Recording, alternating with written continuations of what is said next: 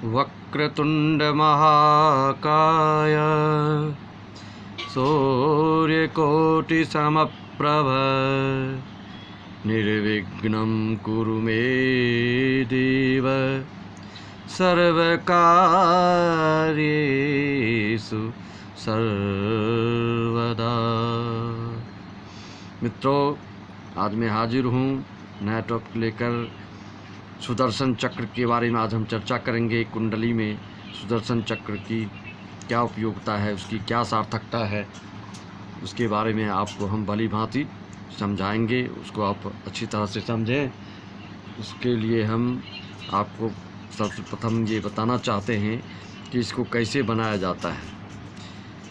इसकी 3 वृत्तियाँ होती हैं मित्रों, जैसा कि आप देख रहे हैं। यहाँ मैं एक कलम से दर्शा रहा हूँ। पहली वृत्ति सबसे अंत में बाह्य वृत्ति इसको बोल सकते हैं। दूसरी वृत्ति जो है मध्य वृत्ति बोल सकते हैं। तीसरी वृत्ति आंतरिक वृत्ति इसको आप कह सकते हैं। ये जो आंतरिक वृत्तियाँ हैं वृत्ति है, इसमें इसको लग्न कुंडली सुदर्शन चक्र में दर्शाया जाता है। और दूसरी वृत्ति को मध्य वृत्ति को चंद्र कुंडली के रूप में दर्शाया जाता है, बताया जाता है। और बाह्य वृत्ति में सूर्य कुंडली के रूप में एक साथ तीनों की कुंडली इसमें दर्शाया गया है। तो इसमें आपकी सूर्य कुंडली, चंद्र कुंडली और लग्न कुंडली। लग्न कुंडली तनुभाव, प्रथम भाव को बोलते हैं। तन के बारे में, उस व्यक्ति के व्यक्तित्व के बारे में, स्वभाव के बारे में, नेचर के बारे में आप भली भांति इस लग्न के माध्यम से समझते हैं, परखते हैं और लोगों को बताते हैं कि लग्न से उसका स्वभाव कैसा है आदि आदि। इसके दृष्टियांश देखकर हम लोग उसका फलादेश करते हैं। और दूसरी वृत्ति जो है चंद्र वृत्ति, यहाँ पर चंद्र को बिठाया जाता है प्रथम भाव में। और ये मन का कारक है। चंद्र माँ में लग्न के बाद मन व्यक्ति का कैसा है, उसकी कई इच्छा पूरी मन से ही होती है। उसकी अभिलाषा, उसकी इच्छा, उसकी इहा, उसकी मनोकामना आदि पूर्ण इस मन के द्वारा पता चलता है कि उनका मन कितना मजबूत है, कि डवाडोल रहता है। इस चंद्र के मध्य वृत्ति के अनुसार इसे प्रथम भाव में चंद्र को रखा जाता है मित्रों। और ये इस प्रथम भाव में सूर्य को रखा जाता है। उदाहरणार्थ मान लीजिए ये लग्न है प्रथम वृत्ति वाली।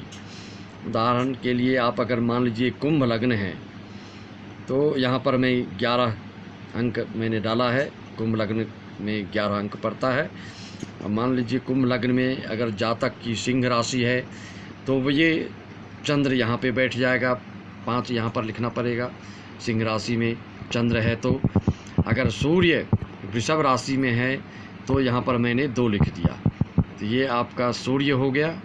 यहाँ पर मैं दूसरे चित्र के द्वारा आपको दर्शा रहा हूँ। तो मित्रों, यहाँ देखिए आपको कुंभ लग्न के बारे में 11 दर्शाया गया यहाँ। और कुंभ लग्न में चंद्र राशि है तो यहाँ पर चंद्र दर्शाया जा रहा है प्रथम भाव में। और कुंभ लग्न में वृषभ का सूर्य है तो यहाँ पर हमने सूर्य को लिख दिया प्रथम भाव में। तो एक साथ सूर्य कुंडली, चंद्र कुंडली और लग्न कुंडली तीनों को आप कैसे इसमें ग्रहों को, राशि को बैठाना है वो भी बिल्कुल सरल, सुविधाजनक, आप बिल्कुल एक बार में आसानी से समझ लेंगे मित्रों।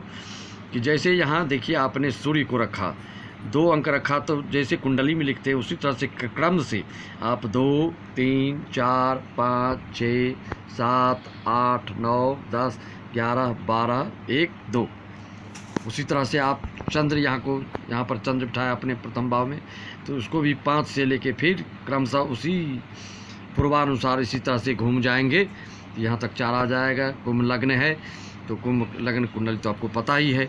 तो ये एक साथ तीनों कुंडलियाँ को इसमें देखने के लिए कि आपके किसी भी चीज़ को ज्ञात करना है, आपको अवगत होना है, आपको जानकारी हासिल करना है मित्रों, तो आप इस कुंडली से भली भांति समझ सकते हैं। आप अपनी कुंडली भी निकाल कर देखेंगे तो इसको भली भांति समझ जाएंगे कि आपके नवम भाव में, दसम भाव में, आय भाव में, व्यय भाव में, जाया भाव में आदि आदि भाव में कौन से ग्रह शुभकारी योग प्रदान कर रहा है, कौन सा अशुभ कर रहा है, इससे समझने में बहुत सुविधा होती है।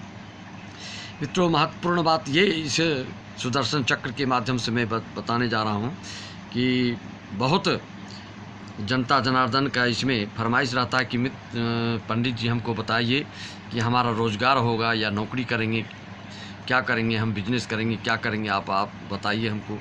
तो उसके लिए हम आपको आज इतनी अच्छी तरह से सूत्रात्मक रूप से बता रहे हैं कि जिसको देखकर आप स्वयं समझ सकते हैं कि आप भविष्य में क्या करने वाले हैं। मित्रों, तो यहाँ सर्वप्रथम देखिए, सूर्य से आप 10वीं राशि को गिनिए। सूर्य से गिनती कीजिए 1 2 3 4 5 6 7 8 9 10। तो 10वीं राशि इसमें आपकी 11 आ रही है, तो इसके स्वामी कौन हो गए? शनि। फिर इसके बाद आप चंद्र से 10वां स्थान को गिनिए, गिनती कीजिए 1 2 3 4 5 6 7 8 9 10। ये 2 राशि, इसमें 2 अंक है, तो ये वृषभ राशि हो गई। और लग्न कुंडली से आप 10वां देखिए 1 2 3 4 5 6 7 8 9 10। यहाँ वृश्चिक राशि आ रही है, 8 अंक है। तो मित्रों, इस तीनों के 10वें घर में जो राशि है उसको आप पहले नोट कर लीजिए, कौन सी राशि है, उसके कौन से स्वामी हैं। 11 हैं तो इसके स्वामी शनि हो गए, 2 हैं तो इसके स्वामी शुक्र हो गए, और 8 हैं तो उसके स्वामी मंगल हो गए। अब इसको आपको नवमांश में जाकर देखना है कि ये शनि कहाँ बैठा है, ये शुक्र कहाँ बैठा है, और ये आपका मंगल कहाँ बैठा है। अगर इस तीनों में से नवमांश में ज़्यादा ग्रह अगर शुक्र में बैठे हैं तो शुक्र से संबंधित आपका कारोबार होगा, अगर शनि में बैठे हैं तो शनि से संबंधित आपका कारोबार होगा, अगर मंगल में बैठे हैं तो मंगल से संबंधित आपका कारोबार होगा। मंगल से संबंधित जैसे दांत का चिकित्सक बनना, सेना में जाना, थाने में जाना आदि मंगल से संबंधित चीज़ों में जा सकते हैं आप। शुक्र से संबंधित सांगीतिक रुचि विशेष होना और भौतिक चीज़ों से आय करना, नाटक आदि से आय करना।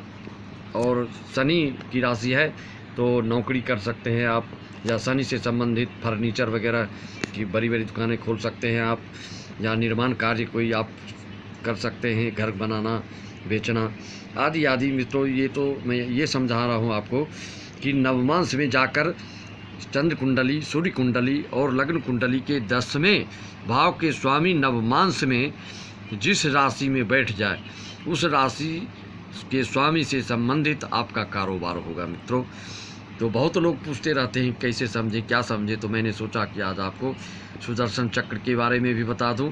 तो सुदर्शन चक्र के माध्यम से ही आपको नवमांश में ये ग्रह कहाँ कहाँ बैठते हैं, तो क्या क्या रोज़गार या नौकरी आप आदि कर सकते हैं, उसके बारे में भी मैंने आपको बताया। मित्रों, किसी प्रकार की समझने में दिक्कत आदि अगर आपको हो तो हमारे व्हाट्सएप नंबर पर संपर्क कर सकते हैं, प्रश्न कर सकते हैं। मित्रों, विस्तृत जन्म कुंडली टिप्पणी अगर आप बनवाना चाहते हैं तो हमारे पेटीएम नंबर में 500 रुपये पेमेंट करके आप पूरी जानकारी जन्म से लेके जीवन पर्यंत तक की फलादेश आपको भेजा जाएगा 2-4 दिन के अंदर। तो मित्रों, इस तरह से आपने समझ लिया। इसके अंश आदि को देखकर, इसके दृष्टादि को देखकर, इसके डिग्री को देखकर हम किसी भी जातक के बारे में बता देते हैं कि आप भविष्य में नौकरी करेंगे कि बिजनेस करेंगे, कि किस ग्रह से संबंधित आपका कारोबार होगा। मित्रों, इसी सुदर्शन चक्र को बताने के लिए, आप इसकी उपयोगिता बताने के लिए और नवमांश में इसके ग्रह कहाँ बैठने से क्या रोजगार होता है, इसको बताने के लिए आपको मैंने इस माध्यम से समझाया। और मैं इसी वाणी के साथ अपनी वाणी को विराम देना चाहूँगा और सभी सब्सक्राइबर्स को बताना चाहूँगा जिसकी आपकी इच्छा हो जानने की, वो अवश्य कमेंट करें। उससे संबंधित टॉपिक पर ही मैं वीडियोज़ बनाकर आप लोग को पहुँचाते रहूँगा और आपको सतत लगातार वीडियोज़ पहुँचते रहे, इससे नोटिफिकेशन पहुँचते रहे, इसके लिए आप सब्सक्राइब करें, शेयर करें। जन कल्याण में सहयोग आप लोग की भी परम जरूरी होता है। मित्रों, इसी शब्दों के साथ नमस्कार, धन्यवाद।